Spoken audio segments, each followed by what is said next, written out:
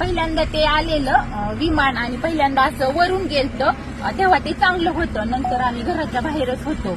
आम्ही गुरांना खायलाही टाकलं आणि घरानंतर आलो तर आम्ही बाहेर होतो आणि ते विमान गेलेलं असं खालून आलेलं आणि खालून असं ते खालून आलं आणि ते बरोबर वरती जायचं ते असं खाली त्याला अटॅक झालं. ते बरोबर म्हणजे 8:45 ठेवा वाजलेल्या आणि त्याचा म्हणजे आम्ही पाहिलं पण एवढा मोठा त्याचा असा स्फोट झाला ना ते आमच्या घरापर्यंत आला.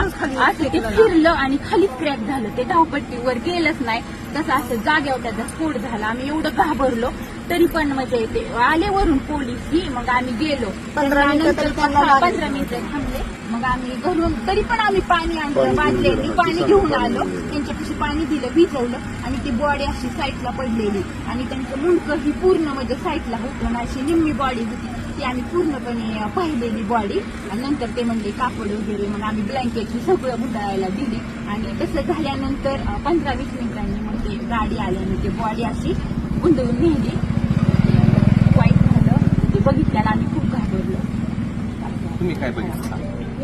तेच बघितलं ते येऊन खाली कोसळलं आणि मुलं जायचे नेमका टायमिंगच्या वेळ होता 8:45 खाली कोसळला असा भरता झाला चाक येऊन माझ्यापर्यंत आलं तिथं घरापाशी.